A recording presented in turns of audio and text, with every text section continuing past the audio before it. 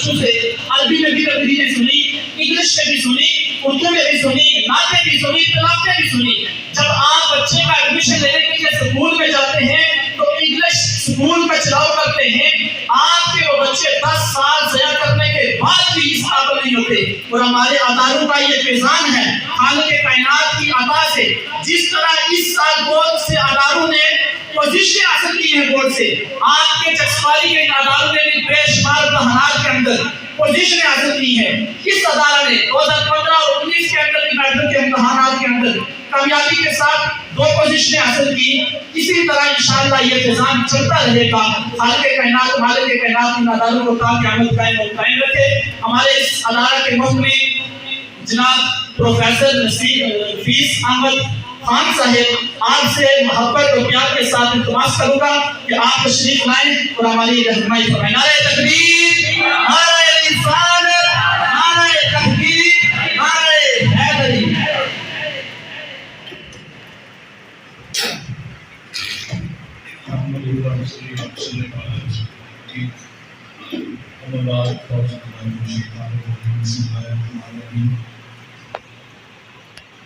عموماً اس ادارے میں جب کوئی کلاس پڑھائی جا رہی ہو یا کوئی محفل ہو، کوئی تقریب ہو، تو مختلف لوگوں کی سماعت کی ایک حد ہوتی ہے۔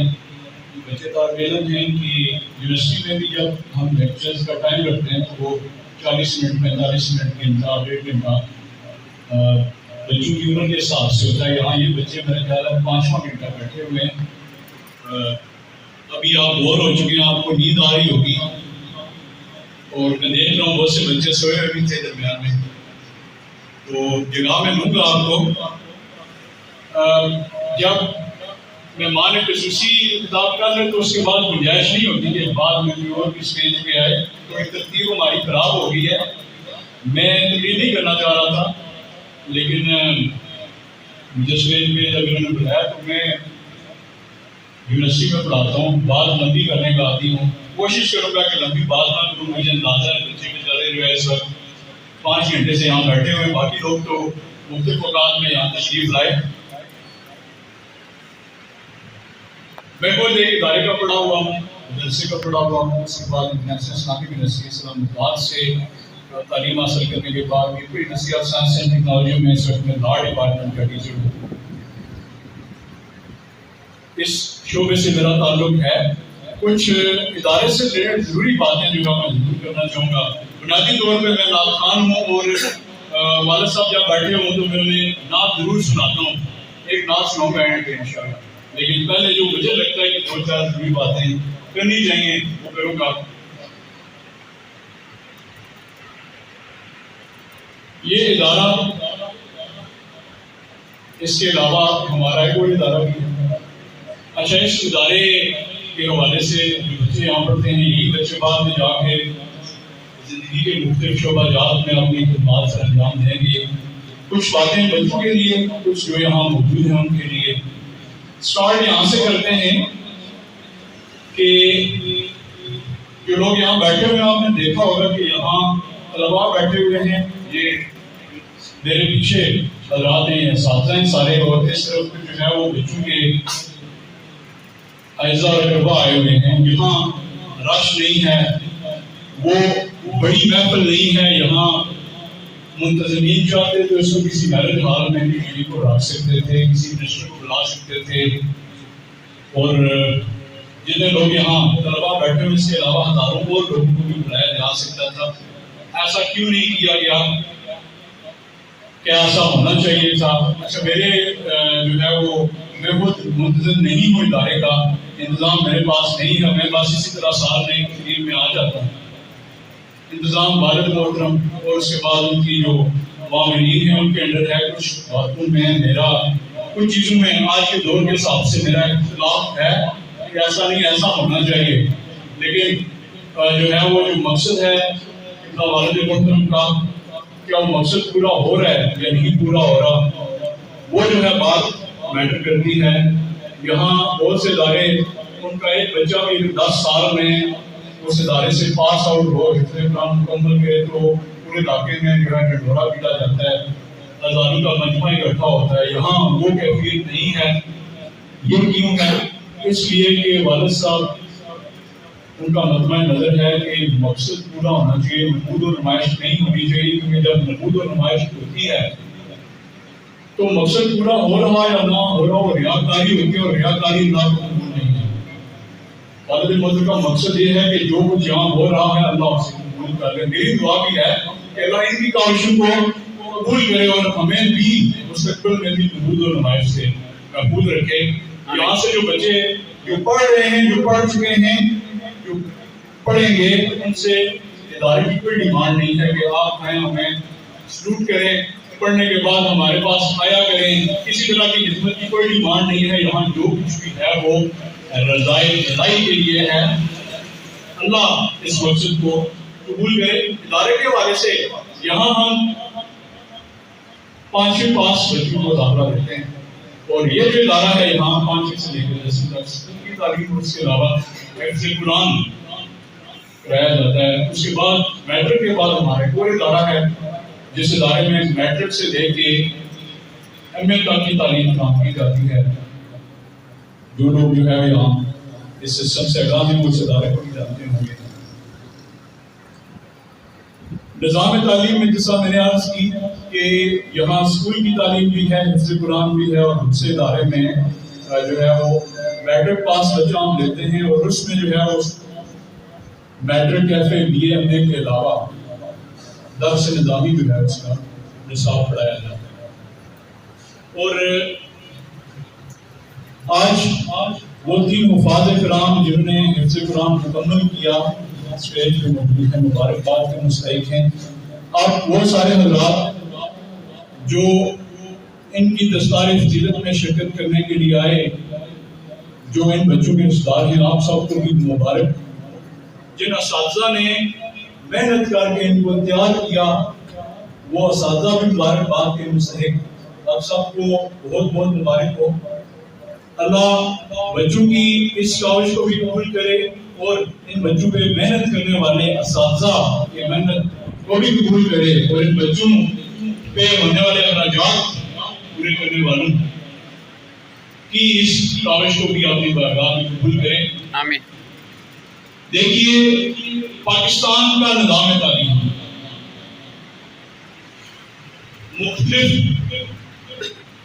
طریقوں میں تقسیم ہے۔ پاکستان میں جو لوگ افورڈ کر سکتے ہیں، جن لوگوں کے پاس پیسہ ہے، ان کے بچے انتہائی ایلیٹ کلاس پرائیویٹ تعلیمی اداروں میں پڑھتے ہیں۔ وہ تعلیم اس طرح کی تعلیم نہیں ہے جو تعلیم ہم یہاں پہ دے رہے ہیں۔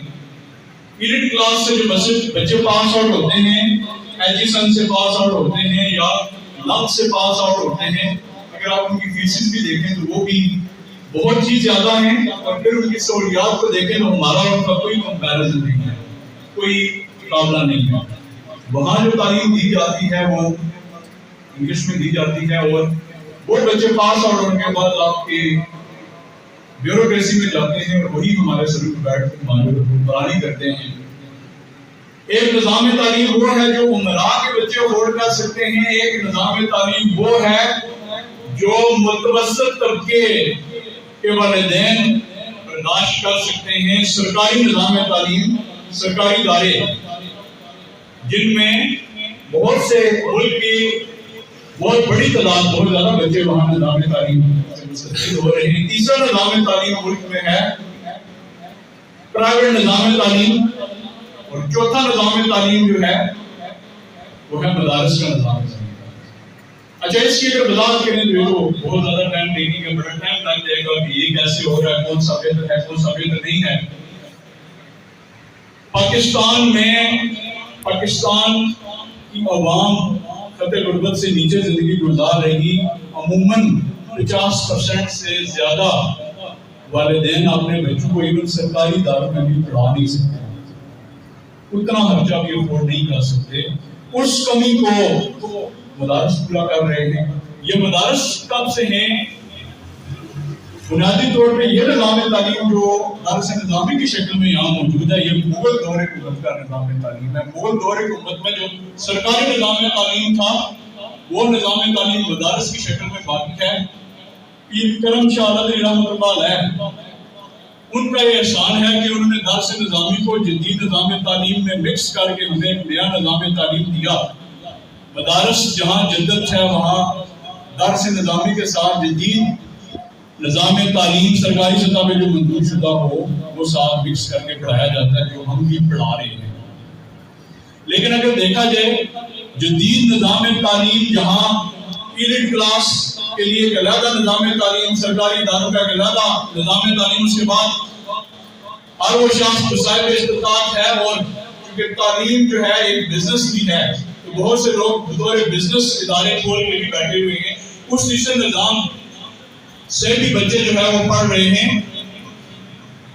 ترتیب کے حساب سے کسی ایک کا نصاب بھی دوسرے کے نصاب سے میچ نہیں کھاتا، لیکن پاکستانی عوام میں، آزاد کشمیر کی عوام میں 50% سے زیادہ بچے مدارس سے پاس آؤٹ ہوتے ہیں. اس کو دیکھ لیں. وجہ کیا ہے؟ وجہ ہے مالی استطاعت کا فقدان. عموماً ہمارے پاس جو بچے آتے ہیں، سب نہیں لیکن 95% بچے وہ ہوتے ہیں جن کے والدین ان کو پرائیویٹ تعلیمی اداروں میں، سرکاری تعلیمی اداروں میں، ایلیٹ کلاس کے مخصوص اداروں میں بھیجنے کی مالی استطاعت نہیں ہوتی. ادروائز اگر میں یہاں آپ جو والدین بیٹھے ہوئے یا بچے، آپ سے پوچھنا شروع کر دوں، یہ بات چیک کر لی جائے کہ اگر آپشن ہوتی ہے بچوں کے پاس بھی ہے جیسا بھی علامت میں جانے کی، تو کیا یہ دارالمحمدیہ حیدریہ میں آتے؟ تو میرا خیال ہے شاید ہی ایک بچہ ہمیں ایسا نہ ملے کہ یہ کہ میں اپنی شوق، اپنی مرضی اور اپنی طاقت اور قوت ہونے کے باوجود، کہیں اور جانے کے باوجود یہاں آیا ہوں کیونکہ میں دین کی تعلیم حاصل کرنا چاہ رہا ہوں. ایسا شاید ہمیں ایک بچہ بھی نہیں ملے. ایسا ایک بچہ بھی نہ ملے جو کہے کہ نہیں میں یہاں جو ہے وہ اپنی مرضی سے دین کی تعلیم حاصل کرنے آیا ہوں. یہ ایک مجبوری کا تعلق ہے. مزید جو ہے وہ اگر گلے شکووں کا ذکر کیا کہ بات بہت لمبی ہو جائے گی کہ کیا یہ ادارے اپنا کام کر رہے ہیں، کیا یہ ادارے جو ہے ہونے چاہیے، نہیں ہونے چاہیے. تو اس بات میں تو کوئی شک نہیں کہ آج یہ ادارے ملک میں سب سے زیادہ کنٹریبیوٹ کر رہے ہیں. اس میں ان کی کوئی دوسری رائے نہیں. میرا ایک شعبے سے تعلق ہے کہ سرکاری یونیورسٹی میں پڑھا رہا ہوں 11 سال سے. ہر طرح کے بچے ہمارے پاس آتے ہیں، ہر ادارے سے پڑھے ہوئے بچے ہمارے پاس آتے ہیں. میں ایک ذمہ داری کے ساتھ یہ بات کر رہا ہوں کہ پاکستان کے نظام تعلیم میں سب سے زیادہ کنٹریبیوشن مدارس کا ہے. لیکن مدارس کا آؤٹ پٹ کیا ہے؟ اس سے پہلے مجھ سے پہلے تقریر ہوئی، فضیلت قرآن پہ بات کی گئی. بلا شبہ قرآن کی فضیلت سے کوئی انکار نہیں، حافظ قرآن کی فضیلت سے کوئی انکار نہیں، فضیلتیں اپنی جگہ. لیکن ان مدارس کا آؤٹ پٹ کیا ہے؟ یہ بچے جب یہاں سے پاس آؤٹ ہو کے جاتے ہیں تو یہ کیا کر سکتے ہیں؟ دیکھیے کہ نظام تعلیم میں شعبہ جات ہزاروں قسم کے ہیں. ہمارا جو نظام تعلیم ہے یہ ہے علم و ادب، جس کو آرٹس کہتے ہیں. ہم یہاں سائنس کی تعلیم نہیں دے رہے، میڈیکل کی تعلیم نہیں دے رہے، انجینئرنگ کی تعلیم نہیں دے رہے. یعنی کہ ہمارے دونوں اداروں کو اگر میں کمپیئر کر کے آپ کو بتاؤں تو نظام تعلیم میں ہم آرٹس پڑھا رہے ہیں. ابھی آرٹس کا آؤٹ پٹ کیا ہے؟ کچھ مخصوص شعبے میں ایک مدرسے کا پڑھا ہوا بچہ جو ہے وہ اگر مدرسے سے ہی اپنی تعلیم مکمل کر کے شہادت العالمیہ کی ڈگری لے گا تو وہ ڈاکٹر نہیں ہے، وہ انجینئر. اس ڈگری کے ساتھ وہ انجینئر نہیں ہے، اس ڈگری کے ساتھ وہ سائنٹسٹ نہیں ہے. بے تحاشا اور دیگر شعبے بھی ہیں جہاں شہادت العالمیہ کا طالب علم نہیں جا سکتا. لیکن آپ طلبا کو کچھ سمجھانا چاہ رہا ہوں کہ مدرسے سے حفظ قرآن مکمل کرنے کے بعد پھر matric, F A, B A, M A اور شہادت العالمیہ کی ڈگری لینے کے بعد اگر آپ کا مقصد صرف ایک مسجد میں خطابت کا رتبہ حاصل کرنا ہے تو یہ بھی بھائی کم لیول آپ نے اپنے ذہن میں رکھ دیا اپنی تعلیم کا. اگر آپ کے ذہن میں یہ ہے کہ بچہ یہاں سے پاس آؤٹ ہونے کے بعد سرکاری اسکول میں ٹیچر لگ جائے گا یا شاید کسی کالج میں ٹیچر لگ دے، اور یہ سوچ ہے، یہ سوچ بھی لمیٹڈ یعنی کہ محدود ہے. ابھی ہمارے ہی اداروں کے بچے اسی ادارے کے، اچھا ایک فخر کی بات آپ حضرات کو یہ بتانا چاہوں گا کہ اسٹیج پہ موجود میجورٹی اساتذہ کرام ہمارے ہی اسی ادارے کے پاس آؤ. یہ ہمارے لیے فخر کا مقام ہے، اور اس میں کریڈٹ علامہ آفتاب حسین صاحب کو دینا چاہیے. وہ بھی اسٹیج پہ موجود ہیں. اللہ کی کاوشوں کو قبول کرے. بے لوس خدمات سر انجام دے رہے ہیں. میں نے ایک ایک کر کے فردن شکریہ ادا نہیں کیا کیونکہ آلریڈی جو ہے بہت زیادہ ٹائم ہو چکا. ابھی میں مختصر بات رکھ کے، اپنا پیغام رکھ کے بات ختم کرنا چاہوں گا، کیونکہ بات بہت زیادہ لمبی کرنا اس کا مقصد بھی نہیں ہے. آپ جو بچے یہاں سے پڑھ رہے ہیں، آپ کس نیت سے یہاں آئے ہیں؟ ہمارا والد محترم کا آپ کی نیت سے کوئی تعلق نہیں ہے، کیونکہ آپ سے کوئی ڈیمانڈ نہیں ہے کہ آپ یہاں سے پڑھنے کے بعد ہمارے لیے کوئی خدمت سر انجام دیں.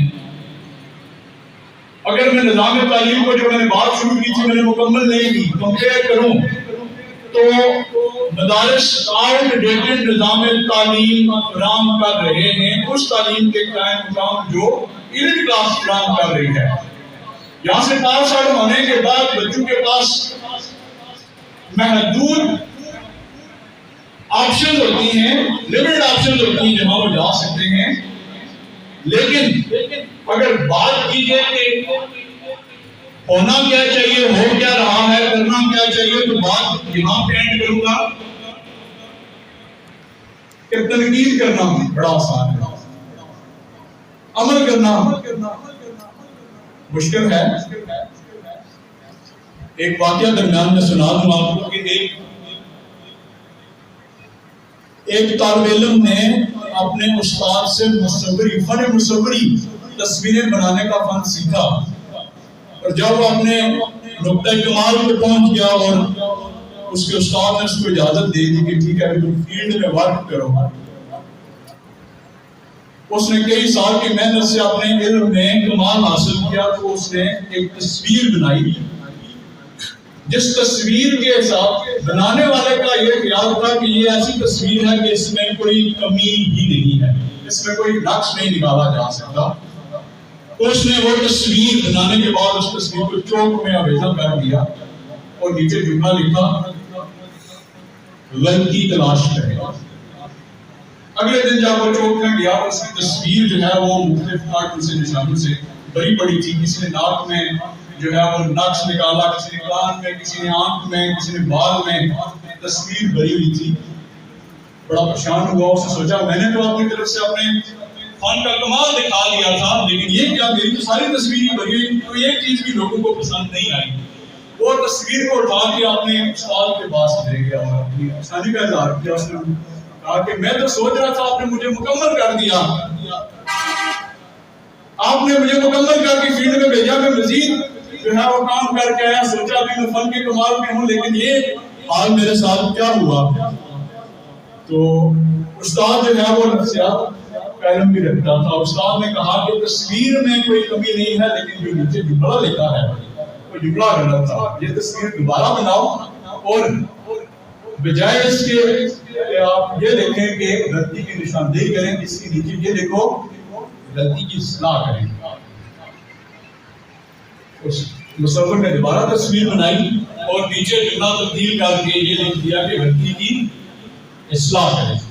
اگلے دن چوک میں گرا تو تصویر پہ کوئی ایک نشان بھی نہیں تھا. کئی دن تصویر چوک میں رہی، کوئی شخص بھی اصلاح نہ کر سکا، کیونکہ تنقید آسان ترین کام ہے. جب وہ روڈ آپ کو ملے پھر پتا چلتا ہے کہ آپ اس میں بہتری کتنی کر سکتے ہیں. اس طرح کرنا آسان ہے، لیکن یہ 4 روپیاں آپ کی طرف ہوتی ہیں واپس. خود وہ کام کرنا پڑے تو پھر بندہ جو ہے وہ مزید اس کو بتا سکتا ہے کہ وہ کتنے پانی میں ہے. میں انٹرنیشنل اسلامک یونیورسٹی سے کی تعلیم مکمل کر کے واپس آیا. یہاں مدارس میں بھی ہم دین کی تعلیم فراہم کرتے ہیں. انٹرنیشنل اسلامک یونیورسٹی میں شریعہ اینڈ لا بھی دین کی تعلیم ہی ہے.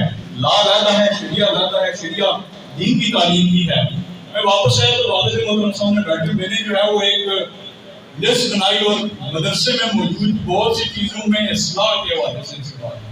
ان کا یہ چیزیں تبدیل ہونی چاہیے, یہ ایسے نہیں ایسے ہونا چاہیے, ایسے نہیں ایسا ہونا چاہیے, بڑی لمبی لسٹ تھی. تو انہوں نے بڑے حوصلے سے مجھے سننے کے بعد ان کا آپ پاس آؤٹ ہو گئے, فارغ ہو گئے, آئیں آپ کا ادارہ ہے, آئیں اور آئیں چیزوں کو صحیح کریں. تو میں نے بھی وہی کہا کیا میں بھی سائڈ میں ہو گیا.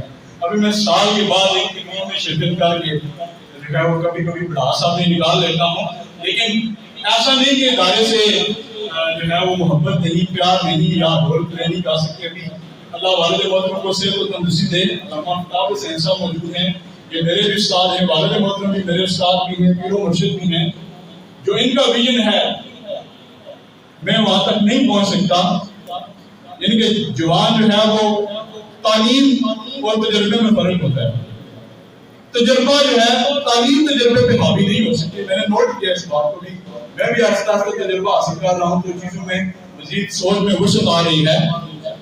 تو تنقید کرنا آسان ہے, لیکن کیا کرنا چاہیے, کیا کر رہے ہیں, کیا کر سکتے ہیں. اگر میرا خیال ہے ہمیں والد محترم کو ایک بہتر ٹیم ملے تو ہم اس ادارے کو بہت بہتر کر سکتے ہیں. لیکن ٹیم کہاں سے آئے گی, وسائل کہاں سے آئیں گے. آج کے دور میں ان بچوں کو پتہ ہے کہ یہاں ان سے کوئی فیس نہیں لی جاتی. یہاں کھانا بھی ادارے کی طرف سے, تعلیم بھی ادارے کی طرف سے, رہائش بھی ادارے کی طرف سے, اور اس کا لاکھوں روپے خرچہ ہے.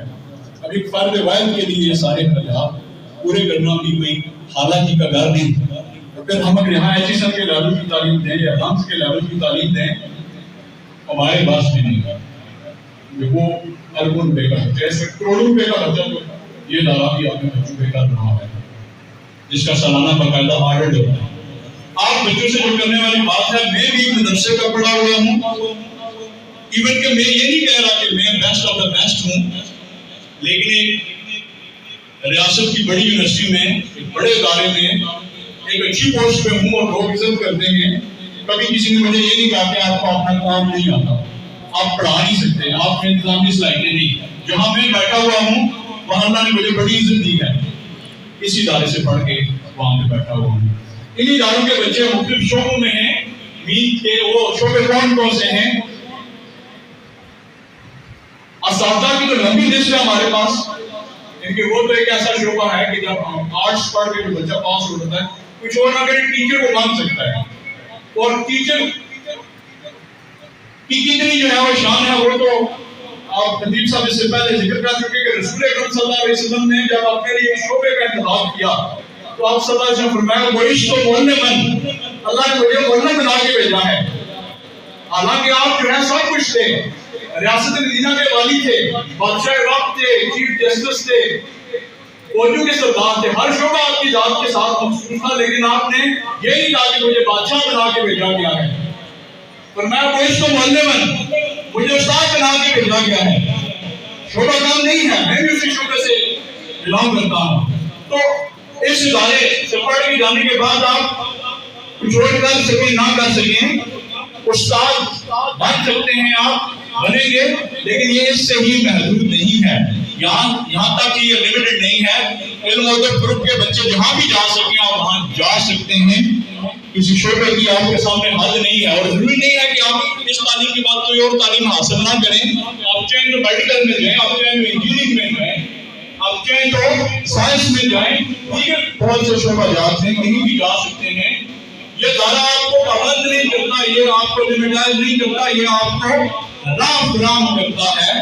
اور شکوہ شب ظلمت سے کہیں بہتر تھا, شکوہ شب ظلمت سے کہیں بہتر تھا کہ اپنے حصے کی ایک شمع جلا دیتے. میں سمجھتا ہوں کہ والد صاحب اس شعر میں عمل کر رہے ہیں کہ ہم یہاں اگر تنقید کرنا شروع کریں کہ کون کیا کر رہا ہے, کون کیا کر رہا ہے, کون کیا کر رہا ہے, ہم کیا کر رہے ہیں, تو ایٹ لیسٹ ہم کوشش کر رہے ہیں جتنی ہم کر سکتے ہیں, اور بے لوش ہو کے کر رہے ہیں. جو میں نے پہلے ذکر کیا کہ ہم چاہتے تھے یہاں 10 لاکھ کا مجمع لگا دیتے ہیں, وہ کام نہیں کر رہے. یہ والد صاحب کا ویژن ہے. میں اگر یہاں بیٹھا ہوں, میں بھی نہیں ہوں, ایک منتظم کی حیثیت میں نہیں ہوں, تو میں سسٹم کے مطابق سسٹم کے مطابق یہاں جو گٹھا ضرور لگواؤں. آج کا دور میڈیا کا دور ہے. یہاں عابد صاحب اور صبر شراز صاحب یہ بھی بے لوث یہاں پہ تشریف لائے. ایک سواری میں بڑے ساتھی ہیں, بیرپور سے بلا لیتے. آج کل کا دور جو دکھتا ہے وہ دکھتا ہے والا ہے. ہم دکھائیں دنیا کو. میں نے کہا لوگ ایک حافظ قرآن یا ایک بندہ ان کے در سے پاس آؤٹ ہو 10 سال بعد تو جب گٹھا لگا دیتے ہیں. الحمدللہ ہر سال یہاں سے فوج بھی پاس آؤٹ ہو رہے ہیں اور بڑے ادارے سے ایم اے پاس کر کے درس نظامی مکمل کر کے شہادت العالمیہ لے کے ہمارے علماء کرام فیلڈ میں جا رہے ہیں. زندگی کے ہر شعبے میں ہمارے ادارے کے بڑے بڑے طلباء اس وقت پرفارم کر رہے ہیں. جوڈیشری میں ہیں, یعنی کہ ہمارے ادارے سے اس وقت ججز بھی ہیں, قضات قاضی بھی عدالت کے شمیر کے ہیں, پولیس کے شعبے میں بھی لوگ موجود ہیں, تعلیم کے شعبے میں بھی ہیں, اسکول ٹیچر بھی ہیں, پروفیسر صاحبان بھی ہیں, دیگر جنہوں نے اس تعلیم کے بعد مزید تعلیم حاصل کی وہ ڈاکٹرز بھی ہیں, انجینئرز بھی ہیں. ہر شعبے سے یہاں سے پڑھ کے جانے والے لوگ ہر شعبے میں جو ہے خدمات انجام دے رہے ہیں. تو کیا ہم وہ مقصد حاصل کر رہے ہیں جو مقصد جو ہے وہ جس مقصد کے لیے ادارہ بنایا گیا تھا؟ والد صاحب کی خواہش یہ تھی کہ ہم ایک ایسا ادارہ بنائیں جس سے ایسے بچے تعلیم حاصل کر کے پاس آؤٹ ہوں جو تربیت یافتہ ہوں, جو بااخلاق ہوں, جو کریکٹر فل ہوں, جو لوگوں میں جا کے دین کی خدمت سر انجام دیں. ایسے یاد رکھیں کہ دین کا نام داڑھی رکھ لینا, سر پہ ٹوپی رکھ لینا, 5 وقت کی نماز پڑھ لینا ہی نہیں ہے. اس کی بات بار بار لمبی ہو جاتی ہے, میں مختصر کرنے کی کوشش کر رہا ہوں. دین کی جتنی تعلیمات ہیں, ارکان اسلام, توحید, نماز, روزہ, حج, زکوٰۃ, جہاد, ارکان اسلام, ان سب کے پیچھے مقصد ایک ہی ہے. مقصد ہے لعلکم تتقون. یہ سارا کام کرنے کے بعد تاکہ ہم پرہیزگار ہو جائیں. اور پرہیزگاری کا کیا مطلب ہے؟ پرہیزگاری کا قطعاً مطلب مخصوص شکل یا حلیہ بنا لینا نہیں ہے, بلکہ پرہیزگاری کا جو نچوڑ ہے وہ ہے کہ آپ ایسے ہو جائیں, آپ ایسے ہو جائیں کہ آپ کی وجہ سے کسی کو تکلیف نہ ہو, آپ ہار نلیس ہو جائیں. مقصد یہ ہے ساری دینی تعلیمات کا. رسول اکرم صلی اللہ علیہ وسلم نے قرآن ہی سکھانا شروع کیا. صحابہ صفا قرآن ہی سیکھتے تھے. قرآن ہی تھا کہ مسلمانوں نے بعد میں کئی صدیاں دنیا پہ رول کیا. خلافت عثمانیہ 1921 میں جا کے ختم ہوئی. آغاز ہوا تھا ریاست مدینہ سے. رسول اکرم صلی اللہ علیہ وسلم نے صحابہ کو جو سکھایا تھا وہ سلسلہ چلتا رہا اور مسلمانوں نے تقریباً 14 صدیاں دنیا پہ راج کیا اور سپر پاور دنیا کی رہے. پیچھے قرآن تھا, لیکن آج ہم اس قرآن کو صرف یاد کر کے مساجد کی حد تک محدود کر چکے ہیں, اس کو ہم نافذ نہیں کر پا رہے. اور اس میں شاید فرد واحد اس قابل نہ ہو کہ وہ اس کو ریاست کی سطح پہ نافذ کر سکے. شاید میں کہ لاکھ کوشش کروں, والد صاحب کریں, ان میں سے کوئی کرے, ہم شاید فرد واحد کی حیثیت میں اس کو پورے ملک میں نافذ نہ کر سکیں. مقصد ہے پہ وہی ہے کہ کچھ ایسا ہو کہ لوگوں میں ایسی تبدیلی آئے کہ یہ سسٹم جو ہے وہ دنیا میں نافذ ہو. لیکن اس ادارے میں سے پاس آؤٹ ہو جانے کے بعد بچے ان سے یعنی کہ تعلیم میں جب ہم کورس پڑھاتے ہیں نا تو اس کے اندر ایک چیز لکھی ہوتی ہے آؤٹ کمز. مقصد کیا ہے جو ہے وہ خاص سبجیکٹ کو پڑھانے کا. یہاں آپ لوگوں کے لیے مدرسہ کھولنے کا اور پھر فری آف کاسٹ آپ کو تعلیم فراہم کرنے کا مقصد کیا ہے؟ ایک تو یہ ذہن میں رکھیں کہ ہم لوگ پاگل نہیں ہیں جو یہاں لاکھوں روپیہ لگا رہے ہیں. ہمیں بھی پتا ہے کہ پیسے کو کہیں اور خرچ کر کے بڑی گاڑی لے سکتے ہیں, وہ بڑی بلڈنگ بنا سکتے ہیں, پیسے کے ذریعے اور پیسہ کھینچ سکتے ہیں. تو کیا ہم بیوقوف ہیں کہ یہاں پہ لاکھوں روپیہ لگا رہے ہیں؟ اپنی اپنی ترجیحات ہوتی ہیں. بہت سے لوگ ہمیں نہیں سمجھیں گے وہ ان کی ترجیحات ہیں, لیکن اگر وہ چیز جو رسول اکرم صلی اللہ علیہ وسلم سکھائی, جو اللہ نے سکھائی, اللہ نے کیا سکھایا؟ انہوں نے آیت پڑھی تھی خیرکم من تعلم القرآن وعلمہ، ان میں سے بہتر وہ ہے کہ خود قرآن سیکھے اور دوسروں کو سکھائے۔ ابھی یہاں ہم یہی کوشش کر رہے ہیں، والد محترم نے ساری زندگی پہلے قرآن سیکھا اور آج یہ سکھا رہے ہیں۔ ذاتی حیثیت میں بھی جو لوگ جانتے ہیں، آپ کو پتا ہے کہ ڈیلی کم از کم 2 ٹائم جو ہے وہ قرآن کریم کی تفسیر کی کلاس والے صاحب پڑھاتے ہیں۔ اس کے علاوہ یہ ادارے بھی یہی کام کر رہے ہیں۔ مقصد کیا ہے؟ مقصد بہتر وہ جو تم میں سے دین قرآن سیکھے اور سکھائے، اس پہ عمل ہو رہا ہے۔ اس کے بعد اگلی کوشش یہ ہے کہ آپ لوگ ادارے سے پاس آؤٹ ہوتے جائیں، ہمارے لیے کچھ بھی نہ کریں، اپنے لیے کچھ کر لیں، لیکن یہاں سے پاس آؤٹ ہونے کے بعد ایٹ لیسٹ آپ میں یہ تبدیلی آ جائے کہ آپ کے اندر سے منافقت ختم ہو جائے، آپ کے اندر سے جرم ختم ہو جائے، آپ کے اندر سے کرپشن ختم ہو جائے۔ میرا خیال ہے کہ یہ وہ چیز ہے جس پہ اساتذہ کو بھی کام کرنے کی ضرورت ہے کہ 5ویں پاس بچہ جب ہمارے پاس آتا ہے، پھر ایم اے پاس کر کے جب یہاں سے جاتا ہے تو زندگی کا بڑا لمبا ٹائم ہے جو وہ ہمارے پاس گزارتا ہے، 10 سال سے زائد کا عرصہ۔ تربیت والدین کا کام ہے، ماں کی گود سے تربیت سٹارٹ ہوتی ہے، لیکن بچہ جب چھٹی میں ہمارے پاس آ جاتا ہے، اس کے بعد گھر میں تو چھٹیوں میں جاتا ہے، باقی ٹائم ہمارے پاس رہتا ہے۔ تو اساتذہ سے میری یہ ریکویسٹ ہے کہ بیٹھ کے نظام تعلیم کے ساتھ ساتھ تربیت جو ہے اس کے اوپر بھی بات کریں۔ یہ بچے جو ہمارے پاس آئے ہیں جب یہاں سے پاس آؤٹ ہوں تو یہ بہترین انسان ہے۔ وہی بات کہ یہ متقی بن جائے، اور اتقا کیا ہے؟ میں نے آپ کو نچوڑ جو ہے آپ کے سامنے رکھا ہے کہ بندہ ایسا بن جائے کہ اس کی ذات سے کسی کو تکلیف نہ پہنچے۔ یہ مجمع نظر ہے رسول اکرم کی تعلیمات، اللہ کی تعلیمات کا نچوڑ اینڈ پہ یہ ہے کہ بندہ ایسا بن جائے کہ اس کی ذات سے کسی کو تکلیف نہ پہنچے۔ تو مدارس میں میرا خیال ہے ہمارا آؤٹ کم جو ہے وہ یہ ہونا چاہیے کہ ہمارے جو بچے یہاں سے پاس آؤٹ ہو کے جائیں وہ علم و عمل میں برابر نہیں۔ علم جو ہے وہ اگر علم میں نافع نہ ہو تو وہ بھی وبال ہے، وہ شیطانیت ہے۔ تو علم تو ہو، عمل نہ ہو تو اس کا بھی کوئی مقصد نہیں ہے، کیونکہ اللہ تعالیٰ قرآن میں فرماتا ہے کہ وہ باتیں کیوں کہتے ہو جو تم خود نہیں کرتے۔ اور ہمارا آج کا نتیجہ کیا ہے کہ ہم کرتے ہی وہی ہے جو ہمارے دل میں نہیں ہوتا، یعنی کہ فراڈ، دھوکہ، بیمانی، کرپشن جو ہے یہ عام ہے۔ جھوٹ دھوکہ جو ہے میں نے اسم کون ہم میں راج باز نے کہا ہے، میں بھی اس میں برابر کا شریک ہوں کہ ہم سے کوئی جھوٹ بولے تو ہمیں برا لگتا ہے، لیکن ہم خود جب جھوٹ بول رہے ہوں تو ہم اس کو مسئلے کہہ کے اس کا دفاع کر لیتے ہیں، مجبوری تھی اس لیے بولا۔ تو اللہ تعالیٰ قرآن میں فرماتا ہے کہ جھوٹ جو ہے وہ جھوٹ کے حوالے سے میں اس طرف چلیں، ابھی بات پھر لمبی ہو جائے گی کہ جھوٹ جو ہے وہ بولتے ہی وہی ہے جو بے ایمان ہوتے ہیں۔ قرآن یہ کہتا ہے کہ جھوٹ تو بولتے ہی وہی ہے جن پہ ایمان نہیں ہوتا۔ ہم تو ڈیلی یہ کام کرتے ہیں۔ آپ بچوں کو جو سکھانے والی بات 2-3 باتیں تھی، ایک یہ تھی کہ یہ دیکھیں کہ آپ میں سے ہی بہت سے لوگ بعد میں بڑے بڑے عہدوں پہ جائیں گے۔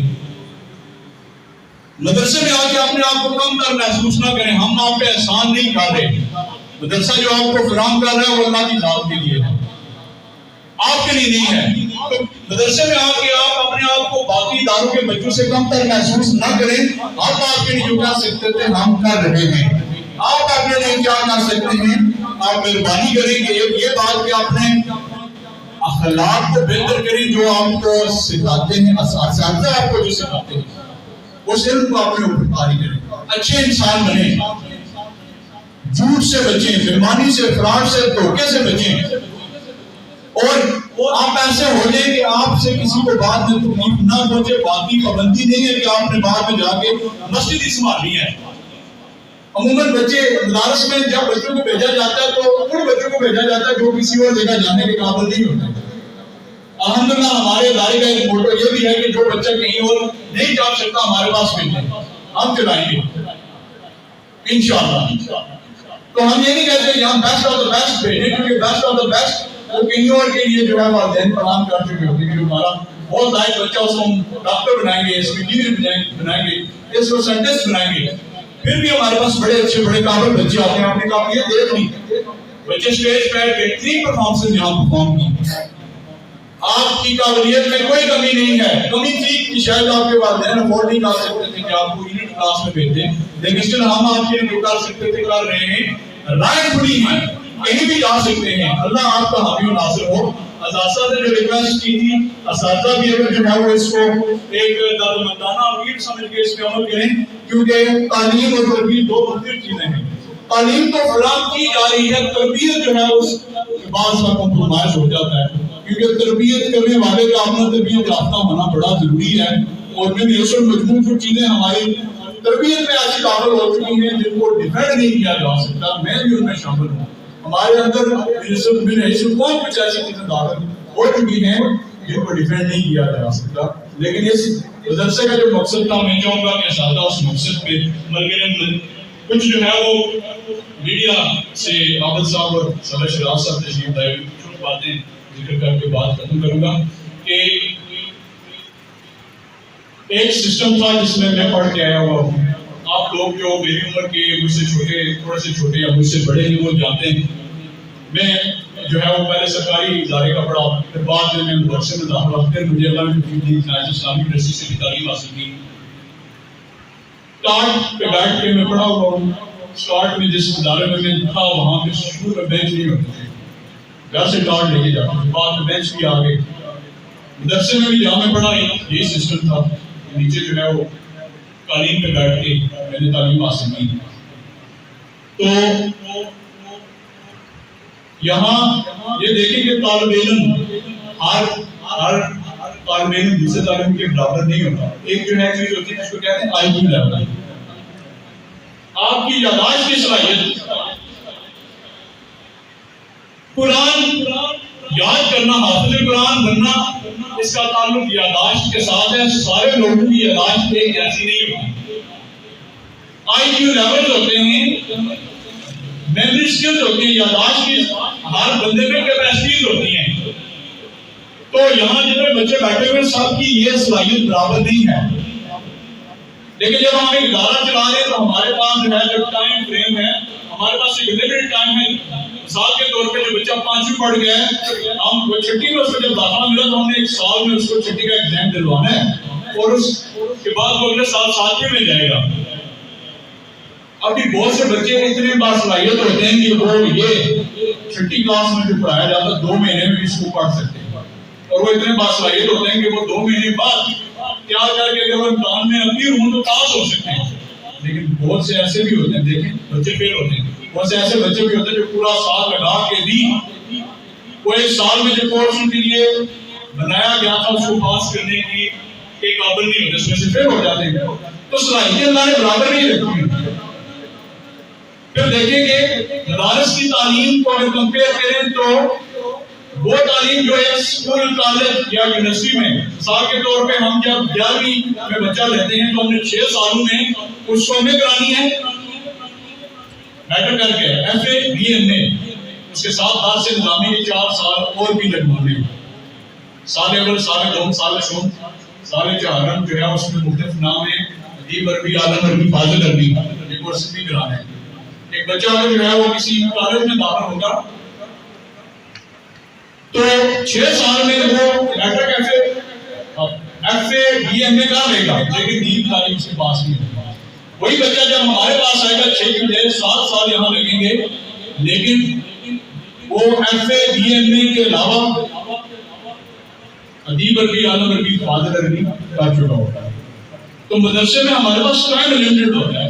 یہ بات جو میں آپ سے بھی کرنا چاہ رہا تھا، اس پیغام کو اگر آپ چاہیں تو آگے لوگوں تک پہنچائیں کہ جب ہمارے پاس لمیٹڈ ٹائم فریم ہے، بچوں کی صلاحیتیں جیسی نہیں ہیں. بات میں نے شروع کی تھی کہ میں بھی ایک ٹاٹ کے ادارے سے پڑھ کے آیا ہوا ہوں. بچوں کو ڈر نہ ہو، ان کو ڈرایا نہ جائے تو کبھی بھی لمیٹڈ ٹائم میں وہ گول حاصل نہیں کیا جا سکتا. بعض بار سختی ہماری مجبوری ہوتی ہے. اور قرآن کی تعلیم ہے، قرآن آپ دیکھیں گے 6666 آیات مشتمل ایک کتاب، اس کو یاد کرنا کوئی حالہ جی کا گھر تو نہیں، وہ آسان کام تو نہیں. اگر اتنا آسان ہوتا تو سارے حافظ قرآن ہوتے ہیں. کیوں نہیں ہے؟ آسان کام نہیں ہے، جنہوں نے کیا ہوا انہیں پتہ ہے. تو جہاں یہ اساتذہ یہ تعلیم فراہم کر رہے ہیں، ہم نے اجازت دیا ہوا ہے کہ چھٹی سے 8ویں تک آپ نے 3 سالوں میں بچے کو قرآن حفظ کرانا ہے۔ ابھی کوئی وہ کہتے ہیں جادو کی چھڑی، ہمارے پاس جادو کی چھڑی تو نہیں ہے کہ اس طرح کریں گے اور بچہ حافظ قرآن ہو جائے گا۔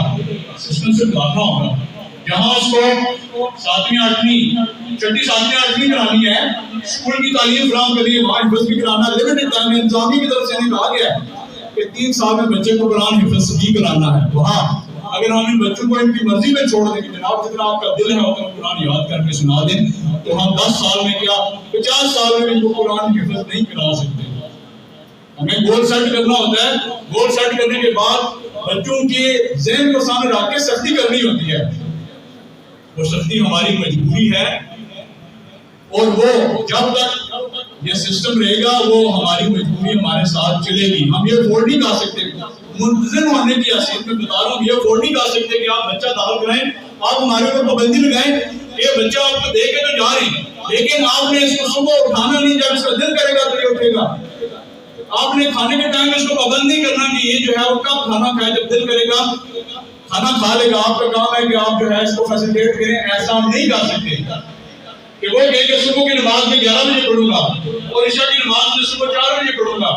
سسٹم میں رہ کے ڈسپلن سیکھنا ہوتا ہے، یہاں رہ کے آپ کا بچہ ڈسپلن سیکھتا ہے اور اس پہ کمپرومائز نہیں کیا جا سکتا۔ پھر جب تعلیم جو ہے فراہم کی جا رہی ہے، قرآن کی تعلیم فراہم کی جا رہی ہے، اسکولوں کی تعلیم، اور ہمارے پاس لمیٹڈ ٹائم ہے تو وہاں ہمیں سختیاں کرنی پڑتی ہیں۔ اساتذہ سے ایک بات میں ضرور کروں گا کہ قرآن اسلام کچھ چیزوں کی اجازت دیتا ہے، کچھ چیزوں کی اجازت نہیں دیتا، اور قرآن تو مقدس ترین کتاب ہے۔ قرآن کی تعلیم فراہم کرتے ہوئے جب آپ مسجد میں قرآن پڑھا رہے ہیں، اساتذہ کی بات کر رہا ہوں، مسجد میں قرآن پڑھا رہے ہیں تو یاد رکھیں کہ پہلی چیز ہے مسجد، اس کے احترام کا تقاضا ہے۔ اور جو پڑھا رہے ہیں وہ ہے قرآن کریم، اس کی اپنی تقریم ہے، اس کی تقریم کا بھی کچھ تقاضا ہے۔ تو جب بچوں کو تعلیم فراہم کر رہے ہوں تو جو بچے سسٹم میں فٹ نہیں آ رہے ان کی نفسیات کو سمجھیں، ایٹ لیسٹ بچوں کو تعلیم سکھاتے ہوئے مسجد کے احترام کو مجھے خاطر رکھیں، اور یہ بھی دیکھیں کہ بچے جو قرآن سیکھ رہے ہیں وہ مفاد ہے۔ کہ مساجد میں ہم دیکھتے ہیں، میڈیا پہ آتا ہے کہ قاری جو ہے وہ بچوں کو لٹکا دیتے ہیں، الٹا لٹکا دیتے ہیں رسی سے باندھ کے، اور ان کو مار ہوتے ہیں۔ اور بہت سے مدارس میں سننے میں آیا کہ اساتذہ کو بہت زیادہ تشدد کرتے ہیں کہ ان کے پاس تاریں ہوتی ہیں، بجلی کی تاریں، وہ دردناک طریقے سے تشدد کرتے ہیں۔ لیکن تشدد جو ہے میں اس کو کسی طرح سے بھی فیسیلیٹیٹ نہیں کر سکتا، نہ میں آپ کو کہتا ہوں، نہ میں اس کو ڈیفینڈ کرتا ہوں، نہ ہم اس چیز کی اجازت دیتے ہیں کہ اساتذہ جو ہے طلباء پہ تشدد کریں۔ دو چیزیں کی، تعلیم اور تشدد۔ تعلیم ہمیں اجازت ہے، اس کو اعتراض ہے، مجھ سے آگے ڈسکس کر لیں گے، سامنے پھر کو اس سے منواؤں گا۔ تعلیماً رسول اکرم صلی اللہ علیہ وسلم فرمایا کہ مرحو سبیانکم بالصلاۃ اذا بلغوا سبعا واضربوہم اذا بلغوا عشرا۔ اپنے بچوں کو نماز پڑھنے کا حکم دو جب وہ 7 سال کے ہو جائیں، اور 10 سال کے ہونے کے بعد اگر وہ نماز نہ پڑھے تو ان کو مارو، واضربوہم، ان کو مارو، تاکہ وہ اس مار کی خوف سے نماز پڑھیں۔ حدیث پاک ہے، رسول اکرم صلی اللہ علیہ وسلم کی حدیث پاک سنائی ہے۔ دین کی بیس رسول اکرم کی ذات مبارکہ، آپ نے جو ہے یہ بات فرمائی۔ پھر تعلیم کی بات کریں تو یقین قرآن کریم میں اس کی اجازت موجود ہے۔ آپ بولتا ہے کہ میاں بیوی کا جو ریلیشن ہے اس ریلیشن میں اگر میاں بیوی کے درمیان ناچاکی ہو، بیوی ناشنا ہو جائے، نافرمان ہو جائے، تو خاوند کو جو ہے وہ اجازت ہے، سٹیپس ہیں۔ سٹیپ پہلا یہ ہے کہ بیوی کو سمجھائے تاکہ وہ نشوز چھوڑ دے۔ اسٹل بیوی جو ہے ناشنا ہی ہے، نافرمان ہی ہے، تو اللہ حکم ہے کہ اسے گفتگو چھوڑ دے، خاوند بیوی سے گفتگو چھوڑ دے تاکہ بیوی کو احساس ہو۔ اچھا اس کے بعد بھی بیوی اگر نافرمانی سے باز نہیں آئی، نشوز پہ بات نہیں کر رہے کہ نشوز کے اوقات سٹیپس بتا رہا ہوں۔ پہلا سٹیپ یہ ہے کہ بیوی کو سمجھائے، دوسرا سٹیپ یہ ہے کہ اسے گفتگو چھوڑ دے۔ پھر بھی بیوی باز نہیں آتی تو تیسرا سٹیپ یہ ہے کہ اکٹھے سونا چھوڑ دیں، جس کمرے میں وہ دونوں رہائش پذیر کے خاوند کو کمرہ چھوڑ کے کہیں اور چلا جائے، بیوی کو سمجھانے کے لیے ایک طرح سے جس کو مقاطعہ کہتے ہیں، کٹ آف کہتے ہیں، ناراضگی کہتے ہیں، خامن ناراضگی کا اظہار پہلے گفتگو چھوڑ دی، بیوی پھر بھی نافرمان ہے تو اپنی جگہ تبدیل کر رہا ہے، بیوی پھر بھی ناشدہ ہے تو اگلا سٹیپ ہے کہ خامن بیوی کو تعذیباً مار سکتا ہے. یہ قرآن میں سٹیپس مینشن ہے سارے. اچھا اس کے بعد اگلا سٹیپ طلاق ہے. اس کے بعد جو ہے خاندان کو بلائیں، خاندان کے افراد بیوی کو سمجھائیں، خامن کو سمجھائیں. باز نہیں دونوں آتے، جس کی غلطی ہے وہ غلطی سے باز نہیں آتا تو پھر بہتر ہے کہ رشتہ ختم کر دیے جائے. میں بات لے کے آپ کے سامنے آ رہا تھا تربیت میں تعذیب اور تشدد کی. ہمارا کام ہے تربیت فراہم کرنا، اس میں تعذیب ہمیں قرآن بھی اجازت دیتا ہے، سنت بھی اجازت دیتی ہے، اور معاشرتی طور پہ ہماری مجبوری بھی ہے. لیکن تشدد جو ہے یہ الاؤ نہیں ہے. میرا خیال ہے کہ چونکہ مدارس میں اساتذہ طلبہ کو جب مارے وہ چیز رپورٹ ہو تو وہ جو ہے وہ ہوا مان جاتی ہے. ہمارے بھی بہت سے ویل وشر بھی ہیں اور بہت سے لوگ چاہتے ہیں کہ یہ کوئی ایسا طریقہ ہو کہ ہم ان کی ٹانگیں کھینچیں. ہر طرح کے لوگ موجود ہوتے ہیں. آپ اساتذہ سسٹم کو سمجھیں اور ایسا نظام مرتب کریں کہ جہاں تربیت فراہم کرنے کے لیے تعذیب کی ضرورت ہے وہ تو ہو، لیکن تشدد نہ ہو. تشدد جو ہے وہ اس کی اجازت نہیں دی جا سکتی. مسجد کا احترام کریں، قرآن کا احترام کریں. اس کے بعد جو سوٹیبل سزا ہے تعذیب کے زمرے میں آتی ہے وہ آپ دیں. اس کے لیے ایک سسٹم بنائیں، اس کو ہم ڈیفینڈ کریں گے. تشدد کوئی اور چیز ہے، تشدد کی آپ کو اجازت نہیں ہے، اس سے آپ بچیں. اور باتیں تو بہت ساری تھی، میں نے بھی گھنٹہ تقریباً لے لیا کہ مجھے باتیں ضروری لگی آپ کے سامنے ذکر کی. طلبہ کے لیے یا اساتذہ کے لیے کہیں میری ضرورت ہو تو آپ مجھے بلا لیا کریں. لیکن یہ ایک چیز ہوتی ہے جسے کہتے ہیں ٹیچر ٹریننگ، ہر ادارے میں کرائی جاتی ہے. میں خود بھی ٹرینر رہ چکا ہوں، مختلف اداروں میں بھی جا کے لیکچر دیتا ہوں کہ اساتذہ کو پڑھانا کیسے چاہیے. سیم شعبہ ہے اس میں. لیکن آج میری آپ سے ریکویسٹ ہے اس گفتگو کے بعد کہ جو چیزیں ہمارے خلاف استعمال ہوتی ہیں ان سے بچنے کی کوشش کریں. جو اس ادارے کے خلاف چیزیں استعمال ہو سکتی ہیں ان سے بچنے کی کوشش کریں. کہ ایسا سسٹم وسیم صاحب یہاں بیٹھے ہوئے ہیں، یہ بھی ایک ادارے میں پڑھا رہے ہیں، ٹیچر ٹریننگ اس پہ ہم ورک کر سکتے ہیں. اس کے علاوہ ہم بیٹھ کے دیگر اداروں کو سامنے رکھ کے ایک ایسا سسٹم سیٹ کر سکتے ہیں. تعلیم کا نصاب تو تبدیل نہیں کرنا، وہ بہترین ہے ایسا ہے، لیکن تربیت ہم بچوں کو کیسے دے سکتے ہیں اس پہ بات کیا جا سکتا ہے. ہم ایسے محتاط طریقے کیا استعمال کر سکتے ہیں جن طریقوں کی مدد سے پہلے سانپ بھی مر جائے اور لاٹھی بھی نہ ٹوٹے، مقصد بھی حاصل ہو اور آسان طریقے سے حاصل ہو. اس میں ہم بات کر سکتے ہیں. اس میں آپ لوگ سینئر اساتذہ سے مشورہ کر کے اچھا سسٹم متعارف کریں، چیزوں میں بہتری ہو سکتی ہے. کوئی بھی ایسی چیز نہیں ہے جو حرف آخر ہوتی ہے پتھر پہ لکیر ہوتی ہے. ہر چیز میں بہتری کی گنجائش ہوتی ہے، ہر چیز میں. تو میرا خیال ہے کہ تربیت کے نظام میں بہتری بہت گنجائش ہے. ہم اس کو مل کے مزید بہتر کر سکتے ہیں. آپ جو اساتذہ ہیں، میں موجود ہوں، آپ کے کولیگز جو یہاں سے دیگر اداروں میں پڑھاتے ہیں وہ موجود ہیں، ہم اس کو مزید بہتر کر سکتے ہیں. میرا خیال ہے آلریڈی میں بہت آپ کا ٹائم لے چکا ہوں اور جو میں نے پیغام دینا تھا وہ پیغام بھی دے چکا. بارے دیگر حفاظ کرام جو آج پاس آؤٹ ہو رہے ہیں، آپ کو مبارک. اللہ کی اس کاوش کو قبول کرے اور آپ کو معاشرے کا ایک بہترین فرد بننے کی توفیق عطا کرے. آپ سب کے لیے بھی میری دعا کہ آپ بھی شعبہ زندگی میں جملہ شعبہ جات میں جہاں آپ کی صلاحیتیں ہیں، اللہ آپ کے لیے ان شعبہ جات کی راہیں آسان کرے اور مستقبل میں ہم آپ کو بڑے بڑے عہدوں پہ دیکھیں. بہت شکریہ. اللہ حافظ.